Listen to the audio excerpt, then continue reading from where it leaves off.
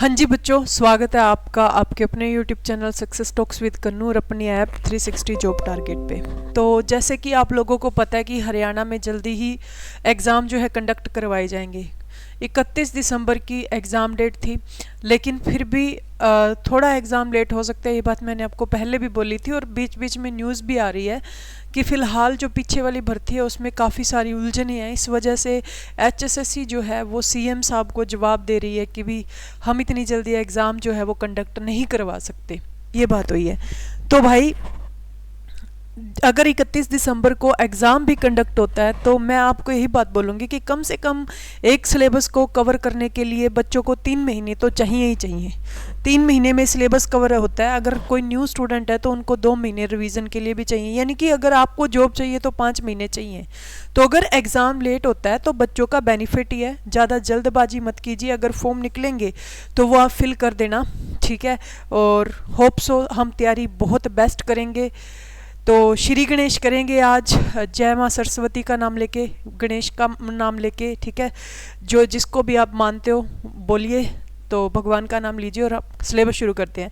और एक बात का प्रॉमिस है कि आप लोगों ने ट्रस्ट किया है तो रियलिटी में ऐसा कंटेंट आपको कहीं और नहीं मिलेगा। खासकर हरियाणा के जितने भी यूट्यूब चैनल हैं वहाँ से आपको सभी अच्छा पढ़ाते हैं, लेकिन हम जो कंटेंट आपको यहाँ पे देंगे वो बहुत बेहतरीन कंटेंट रहेगा। चाहे MCQ तो सेम ही होते हैं ऑलमोस्ट, लेकिन अगर थ्योरी अच्छी से पढ़ी हो तो ऐसे मजाल ही नहीं है कि MCQ में आप अटक जाओगे, ठीक है। तो थ्योरी शुरू करते हैं। तो इंडियन पॉलिटी से शुरू करेंगे। देखो, जीके का जो पोर्शन है, फिलहाल सिलेबस नहीं आया। आपको मैं ये बता दूं कि सिलेबस जो है वो नहीं आया अभी तक कुछ भी। अगर HSSC एग्ज़ाम कंडक्ट करवाती है तो उसमें 20 नंबर की इंडिया जीके का पोर्शन रहेगा। HSSC एग्ज़ाम कंडक्ट करवाती है तो 20 नंबर का इंडिया जीके का पोर्शन रहेगा, जिसमें आपकी एक तो जो मॉडर्न हिस्ट्री है वो बहुत अच्छा रोल प्ले करती है और उसके बाद में पॉलिटी अच्छा रोल प्ले करती है। तो आप पॉलिटी से शुरू करेंगे आज। पॉलिटी थोड़ा सा इंटरेस्टिंग सा सब्जेक्ट है, जल्दी जल्दी ख़त्म करके दूसरे पोर्शन की साइड जाएंगे। जब तक आप इसको तो आप मज़े मज़े में पढ़ जाएंगे, जब तक आप सीरियस होएंगे तो आप सीरियस वाले सब्जेक्ट पढ़ लेंगे, ठीक है। तो चलते हैं, शुरू करते हैं। मज़े मज़े से ही पढ़ेंगे, कोई ज़्यादा वो नहीं है। और जो मैं लिखवाऊँ यहाँ पे हर एक चीज़ के आप नोट्स बनाते जाना, ठीक है। सबसे पहले बात करेंगे पॉलिटी की। तो पॉलिटी में सबसे पहले हम पढ़ते हैं भाई भारतीय राज्य व्यवस्था। भारतीय राज्य व्यवस्था,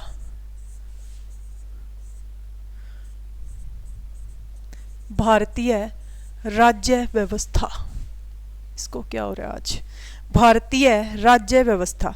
तो देखिए, भारतीय राज्य व्यवस्था की अगर बात की जाए, ठीक है, इंडियन पॉलिटी की अगर हम बात करें, इंडियन पॉलिटी की अगर हम बात करें तो इंडियन पॉलिटी है क्या? तो सीधी सी भारतीय राज्य व्यवस्था क्या होगी बच्चों? भारत पर राज करने की व्यवस्था। भारत पर राज करने की व्यवस्था ही क्या कहलाती है? भारतीय राज्य व्यवस्था। अब भारत पर राज कौन करते हैं इस टाइम पर? कौन कर रही है? गवर्नमेंट कर रही है, ठीक है। कौन कर रही है? सरकार, ठीक है। कौन कर रही है? सरकार कर रही है। अब भारतीय राज्य व्यवस्था जितनी भी है, सरकारें चलती हैं, भारतीय राज्य व्यवस्था चलती है, वो किसके बेस पे चलती है? सीधी सीधी सी बात है, जो भारतीय राज्य व्यवस्था है वो किस आधार पर संचालित होती, किस आधार पर चलती है? तो हम बोलेंगे भारतीय संविधान के आधार पर।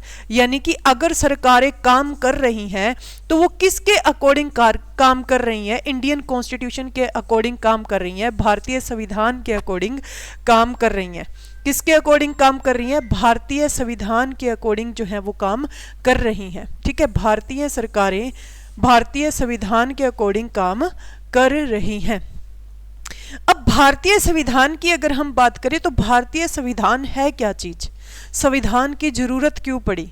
ऐसा ही क्यों हुआ कि संविधान को लिखकर ही जाना पड़ा? बहुत सारे देश ऐसे हैं जिनका संविधान अलिखित है, लेकिन हमारा इंडिया का संविधान जो है वो सबसे लंबा संविधान माना जाता है।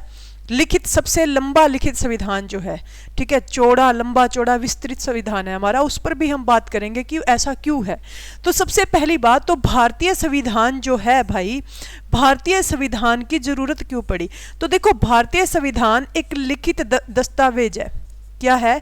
यह एक लिखित दस्तावेज है जिसमें क्या क्या चीजें बताई गई हैं, ऐसे कानून बताए गए हैं, ऐसे तरीके बताए गए हैं जिसकी वजह से सरकारें जो हैं वो क्या करेंगी? राज करेंगी, जिसकी वजह से सरकारें राज करेंगी। ऐसे प्रावधान इसमें लिखे हुए हैं, ऐसे रूल्स एंड रेगुलेशन लिखे हुए हैं जिस पर चलकर सरकारें काम करेंगी। अब अगर ये ना होता तो आप बताइए क्या होता? कोई देश को अपने रुख से चलाता, कोई देश को अपने रुख से चलाता, लेकिन संविधान क्या करती है? सरकार की शक्तियों को सीमित करने का काम करती है। संविधान जो है वो क्या काम करता है? सरकार की शक्तियों को सीमित करने का काम करता है। तो आपसे पूछा जाए संविधान का मेन पर्पज क्या है, संविधान क्या काम करता है? तो संविधान क्या काम करता है? सरकार की शक्तियों को सीमित करता है, ठीक है, और ये तौर तरीके बताता है कि सरकारें जो है वो किस, और ये क्वेश्चन जो पूछा जाता है पेपर में कि सरकार की शक्तियों को सीमित कौन करता है, तो आप बताएंगे भारतीय संविधान जो है यह सरकार की शक्तियों को सीमित करता है। भारतीय संविधान सरकार की शक्तियों को सीमित करता है। तो इस चीज को आपने नोट करना है। क्लियर है इतनी बातें? उसके बाद में भारत के संविधान का विकास हुआ कैसे कैसे, फिर हम देखेंगे कि भारतीय संविधान है क्या। सबसे पहले हम देखेंगे कि भारतीय संविधान का विकास कैसे हुआ, भारतीय संविधान कैसे निकल कर आया बाहर, ठीक है। तो आप बहुत इंपॉर्टेंट चीजें हैं यहाँ इस चैप्टर से, ये मॉडर्न हिस्ट्री का लास्ट चैप्टर भी आप काउंट कर सकते हैं और इंडियन पॉलिटी का फर्स्ट चैप्टर भी काउंट कर सकते हैं। अक्सर इसको इंडियन पॉलिटी में ही पढ़ाया जाता है। भारतीय संविधान का विकास,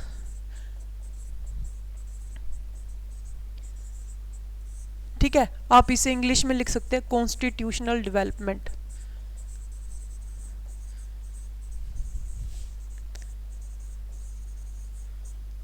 आज पता नहीं इसको क्या हो रखा है भाई।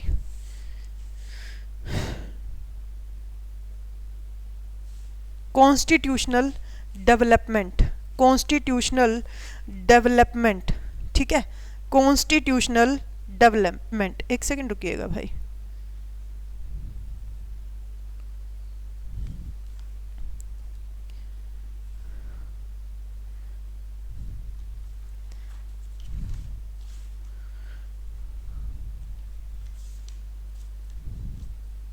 हाँ, उसमें से निकाल देना मेरे को एक बार, ठीक है, बस कोई दिक्कत वाली बात नहीं है, ज़्यादा बस एक दो बार कर रहा है। कॉन्स्टिट्यूशनल डेवलपमेंट, ठीक है। अब इसमें हम क्या पढ़ेंगे कि भारतीय संविधान का विकास कैसे कैसे हुआ। यानी कि सबसे पहले आपको पता है कि जो अंग्रेज आए थे इंडिया में वो किस माध्यम से आए थे? व्यापार करने के माध्यम से आए थे। किस माध्यम से आए थे? व्यापार करने के माध्यम से आए थे, क्योंकि अंग्रेजों को दिख रहा था उस समय पे कि भारत में ना बहुत सारे, देखो अंग्रेजों से पहले यहाँ पे पुर्तगाली आए, फ्रांसीसी आए, डच आए, ये सारे के सारे लोग व्यापार कर रहे थे। अंग्रेजों ने नोटिस किया कि भाई साहब यहाँ पे तो यहाँ पे इंडिया को सोने की चिड़िया कहा जाता था, ऐसे ही नहीं कहा जाता था। क्यों? क्योंकि यहाँ पे व्यापार इतना अच्छा था कि लोग बाहर से आके खुश होते थे व्यापार करने के लिए। और यहाँ पे जो इंडिया में जो उस टाइम पे राज था, जब खासकर अंग्रेज आए तो मुगलों का राज चल रहा था उस समय, तो मुगल खुश होते थे, ठीक है जी बाहर से अंग्रेज आ रहे हैं और इससे हमारी इकोनॉमी अच्छी हो जाएगी, यहाँ पे कंपनियां लगाएंगे, लोगों को रोजगार मिलेगा, ये चीजें थी, ठीक है। तो अब कॉन्स्टिट्यूशनल डेवलपमेंट में सबसे एक पहला क्वेश्चन मैं यहाँ पे बहुत वेरी वेरी इंपॉर्टेंट करके लिख दूं एक क्वेश्चन, ठीक है, कि सबसे पहले इंडिया में कौन आया? सबसे पहले इंडिया में कौन आया? तो सबसे पहले इंडिया में आए थे जी पुर्तगाली। कौन आए थे? पुर्तगाली आए थे। ये लगभग 1530 के करीब आ गए थे, अंग्रेजों से बहुत ज्यादा पहले, ठीक है। 1430, भाई 15 में तो अंग्रेज भी आ गए थे, 1430 सबसे पहले इंडिया में कौन आए? पुर्तगाली आए। लगभग 1430 का जो टाइम पीरियड था ना उसके पास में आ गए थे, और सबसे बाद में गए भी यही, सबसे बाद में गए भी यही। और पेपर में यही पूछा जाता है कि ऐसे कौन से देश के, मतलब ऐसे कौन लोग थे जो भारत में सबसे पहले आए और सबसे बाद में गए? तो वहां पे अंग्रेजों का नाम भी लिखा आएगा, ब्रिटिशर्स भी लिखे आएंगे, लेकिन नहीं, गलती नहीं करनी। आंसर क्या आएगा? पुर्तगाली आएंगे। और पुर्तगालियों से 1961 में गोवा को आजाद करवाया गया था, यानी कि ये सबसे बाद में गए यहां से पुर्तगाली 1961 में, और सबसे पहले आए थे। समझ में आ गई पुर्तगाली। अब हम बात करेंगे कि इसको जो भारतीय संविधान है ना, कॉन्स्टिट्यूशनल डेवलपमेंट, इसको आप दो हिस्सों में बांटेंगे। जो भारत का संवैधानिक विकास है इसको हम 2 स्टेजेस में डिवाइड करेंगे, 2 चरणों में विभाजित कर सकते हैं। जो जो बातें बोलूं लिखते जाना, ठीक है? 2 चरणों में विभाजित कर सकते हैं। कितने चरणों में भाई? 2 चरणों में। दिख तो रहा है ना, कहीं मैं ज्यादा ऊपर तो नहीं लिख रही।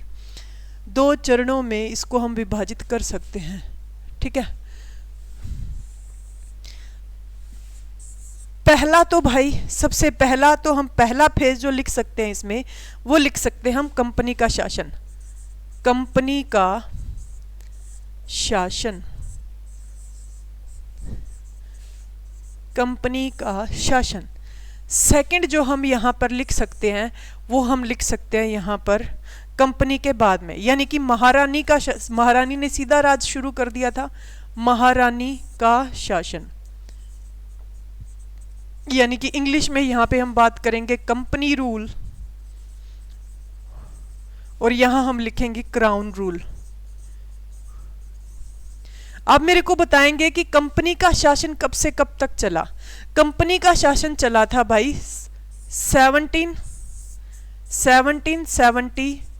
1773 तक, या 1773 से।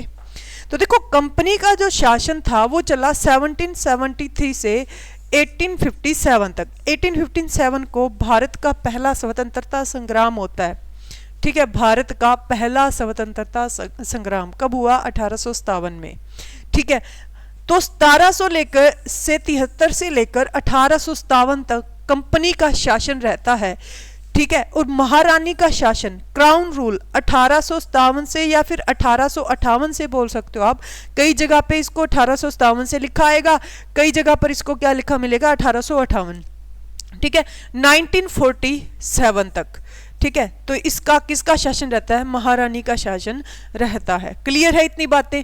तो इसको हम कॉन्स्टिट्यूशनल डेवलपमेंट ऑफ इंडिया, यानी कि भारत की राज्य व्यवस्था को हम कितने भागों में डिवाइड करेंगे? सबसे पहले 2 भागों में डिवाइड करेंगे, कंपनी का शासन और महारानी का शासन। कंपनी का शासन और महारानी का शासन। तो हम सबसे पहले गौर करेंगे कंपनी का शासन पे। कंपनी का शासन, कंपनी का शासन यानी कि कंपनी रूल। टाइम पीरियड मैंने आपको बता ही दिया, कब से कब तक है? 1773 से 1857 तक, 1773 से 1857 तक।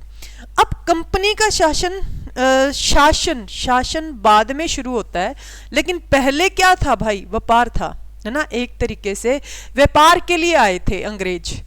तो उस समय आपसे पूछा जाए, जब अंग्रेज भारत में आए, या जब पहला अंग्रेज भारत में आया था, उस समय किसका राज था? मुगलों का राज था। और मुगल राजा कौन था? अकबर।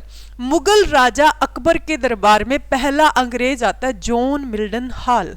कौन आता है? John Milton hall. लिखवाएंगे आपको इस चीज को, आप थोड़ा सा सुनिए पहले, उसके बाद में हम लिखेंगे यहाँ पे सारा। तो जब जॉन मिल्टन हॉल आता है तो उस समय कौन था? अकबर था। तो अकबर ने उसका स्वागत किया अच्छे से। उसके बाद में धीरे धीरे यह क्रम आगे बढ़ता गया। जब जॉन मिल्टन हॉल आया तो इसने एक खत लिखा महारानी को, जो ब्रिटिश महारानी थी उस टाइम पे, उसको खत लिखा कि भारत में इस तरीके से व्यापार जो है काफ़ी अच्छे से विस्तृत किया जा सकता है और हम यहाँ पे व्यापार के लिए एक कंपनी लगा सकते हैं।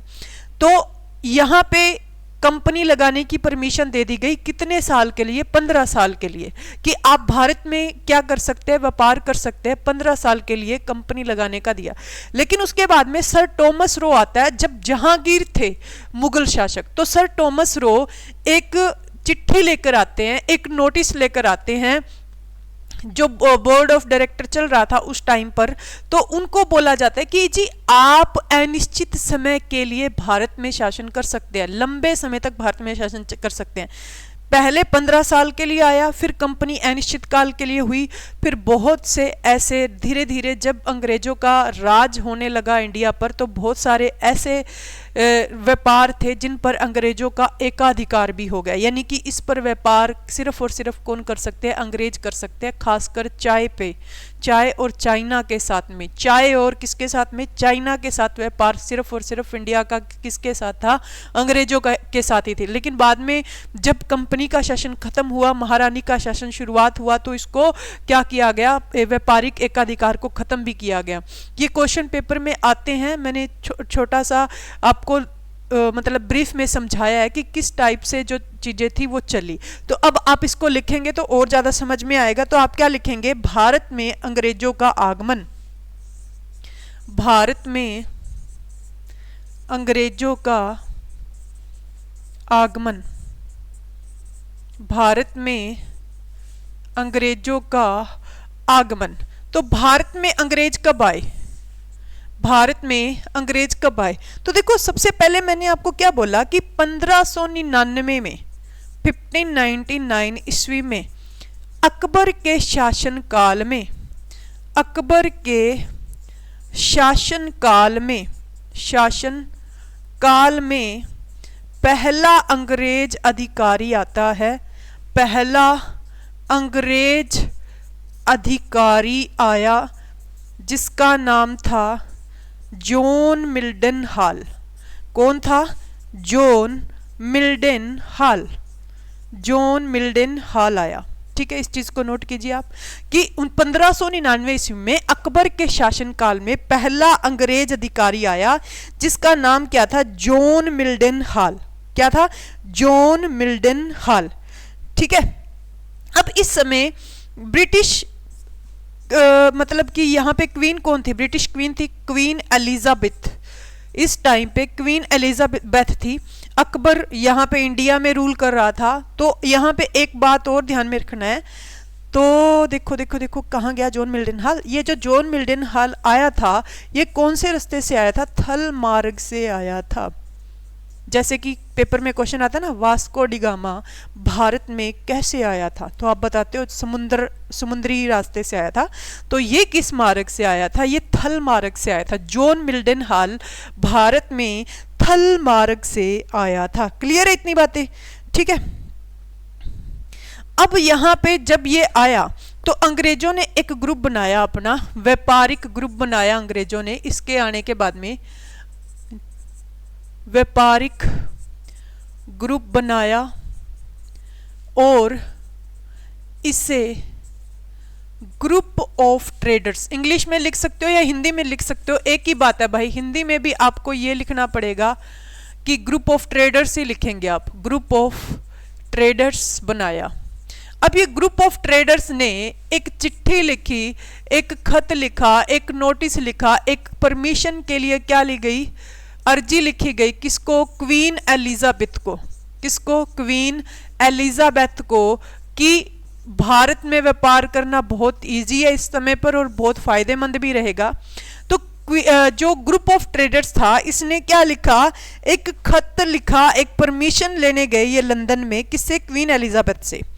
ठीक है, अब 1600 ईस्वी में एक चार्टर पेश किया जाता है, एक चार्टर पेश किया जाता है किसके द्वारा, क्वीन एलिजाबेथ के द्वारा। ये लिखा हुआ ही है। इसके तहत भारत में एक कंपनी स्थापित होती है जिसे ईस्ट इंडिया कंपनी के नाम से जाना जाता है। और पेपर में क्वेश्चन भी आता है कि ईस्ट इंडिया कंपनी भारत में कब आई, तो 1600 ईस्वी में। 1600 ईस्वी में 31 दिसंबर, पूरी डेट लिख सकते हो, 31 दिसंबर 1600 ईस्वी में ईस्ट इंडिया कंपनी बनी कहां पर? ईस्ट इंडिया कंपनी बनी लंदन में। देखो कंपनी तो देखो लंदन की थी, अब लंदन में ही बनेगी, लेकिन आई कहां थी? ये काम किसके लिए कर रही थी? इंडिया के लिए काम कर रही थी, इसीलिए इसको बोला जाता है ईस्ट इंडिया कंपनी। 31 दिसंबर 1600 ईस्वी को आई थी। यानी कि अंग्रेजों ने पहले पूरी तरह से जांच पड़ताल की कि भारत में जाने का कोई फायदा भी है या नहीं है। फायदा है भाई, तो इस वजह से 1600 ईस्वी में एक ईस्ट इंडिया कंपनी के नाम से कंपनी स्थापित की गई। किसके द्वारा? अंग्रेजों के द्वारा। ठीक है, अब यहां पे देखो 1608 ईस्वी में 1608 ईस्वी में विलियम हॉकिंस आया। पता है ये पेपर में क्वेश्चन पूछ लिए जाते हैं कि कौन किसके दरबार में आया था, तो विलियम हॉकिंस या फिर इसे बोल दिया जाता है कैप्टन हॉकिंस, किसके शासनकाल में आया था? तो किसके शासनकाल में आया था? जहांगीर के शासनकाल में आया था। जहांगीर के शासनकाल में आया था। तो कैप्टन हॉकिंस 1608 ईस्वी में जहांगीर के शासनकाल में आता है, लेकिन ये थल मार्ग से नहीं आता बच्चे। ये किस मार्ग से आता है? ये समुद्री मार्ग से आता है। कौन से मार्ग से आता है? समुद्री मार्ग से आता है। कौन से मार्ग से? समुद्री मार्ग से आता है। ठीक है, अब यहां पर नोट डालकर आपने एक बात लिखनी है। क्या लिखनी है? देखो पहली अंग्रेजों ने अपने कारखाने तो कहीं ना कहीं लगाए होंगे ना, ऐसे ही आके थोड़ी ना बैठ के। तो यहां पे देखो अंग्रेजों ने अपनी पहली अस्थाई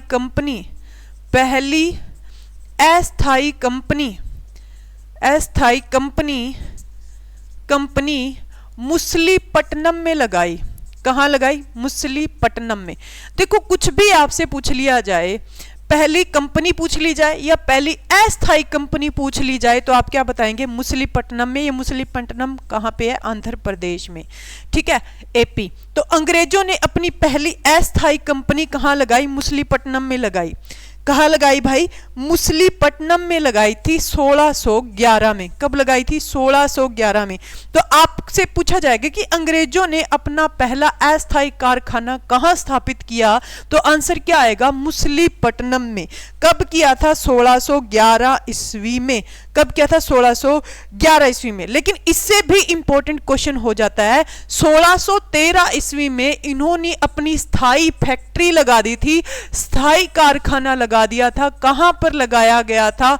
सूरत में लगाया गया था। और सूरत कहां पर है? गुजरात में। ठीक है, सूरत कहां पे? गुजरात में। तो 1613 ईस्वी में स्थायी कारखाना, अस्थायी या पहला पूछा जाए तो आप 1611 ईस्वी में मुसलीपट्टनम आंध्र प्रदेश, और पहला स्थायी कारखाना पूछा जाए तो आप क्या बता देंगे? सूरत में लगाया था। कहां पे है? सूरत, गुजरात में। समझ में आ गई इतनी बातें? सूरत में, गुजरात में लगाया था। अब देखो 1613 में लगा दिया, अब धीरे धीरे ये अपना काम करने लगे अच्छे तरीके से, लेकिन अब 1615 आ जाता है। 1600 में कंपनी स्थापित हुई। कितने साल के लिए परमिशन दी गई थी? आपको पता है 15 साल के लिए दी गई थी। अब 1600 के बाद में 1615 आता है। अब टाइम पीरियड तो खत्म हो गया उस हिसाब से, लेकिन क्या होता है 1615 ईस्वी में सर टॉमस रो आया जहांगीर के शासनकाल में। कौन आया? Sir Thomas Roe. Sir Thomas Roe आया किसके शासनकाल में? जहांगीर के शासनकाल में। जहांगीर के शासनकाल में ये एक चिट्ठी लेकर आता है। किसके लिए? ये एक चिट्ठी लेकर आता है भाई, किसके लिए? जेम्स प्रथम के लिए, जो उस टाइम पर इंडिया में क्या कर रहे थे? कंपनी का प्रतिनिधित्व कर रहे थे। जेम्स प्रथम। ठीक है, जेम्स प्रथम ये अंग्रेज थे जो उस टाइम पर व्यापार के लिए मतलब कि प्रतिनिधित्व कर रहे थे ईस्ट इंडिया कंपनी का। जेम्स प्रथम। अब यहां पे देखो सर टॉमस रो आते हैं जहांगीर के शासनकाल में। किसके शासनकाल में? जहांगीर के शासनकाल में जेम्स प्रथम का प्रतिनिधि बनकर। किसका प्रतिनिधि बनकर? जेम्स प्रथम का प्रतिनिधि बनकर। और जो 1615 ईस्वी में शासनकाल खत्म होने वाला था, तो यहां पे एक आदेश, शाही आदेश और लेकर आया जाता है अंग्रेजों की तरफ से। ठीक है, अंग्रेजों के लिए ही, क्योंकि उस टाइम पर इंडिया को तो आदेश ये नहीं दे सकते थे। ये सिर्फ और सिर्फ इंडिया में इजाजत थी, बाहर से आकर लोग व्यापार कर सकते हैं, लेकिन अब वहां पे महारानी से भी तो उनको इजाजत लेनी पड़ेगी ना, जो लोग यहाँ पर इंडिया में आकर अंग्रेज व्यापार कर रहे हैं, अंग्रेजों को खुद को भी तो इजाजत लेनी पड़ेगी ना भी हाँ इंडिया में व्यापार करें या ना करें। तो उस टाइम तो महारानी ने बोल दिया कि ठीक है 15 साल के लिए आप व्यापार कीजिए, लेकिन जब फायदा दिखा तो इसको ये आदेश आया कि जो ये 15 साल का टाइम पीरियड वाला आदेश था इसको डिसमिस करके ये बोल दिया गया कि अनिश्चित समय के लिए, अनिश्चित समय के लिए, अनिश्चित समय काल के लिए व्यापार कर सकती है कंपनी किस पे, इंडिया पे। समझ में आ गई कि जितने टाइम तक मर्जी आप क्या कीजिए, व्यापार कीजिए। ये आदेश ये मतलब ये कौन लेकर आया था संदेशा, ये लेकर आया था sir Thomas Roy. Hope so आपको इतना बहुत अच्छे से समझ में आ गया होगा। अब अंग्रेज ईस्ट इंडिया कंपनी की तरफ से मेनली 3 जगह पर काम कर रहे थे। मैं पानी पी लूँ, इतने आप रिवाइज कर लीजिए, 1 मिनट दीजिए मेरे को।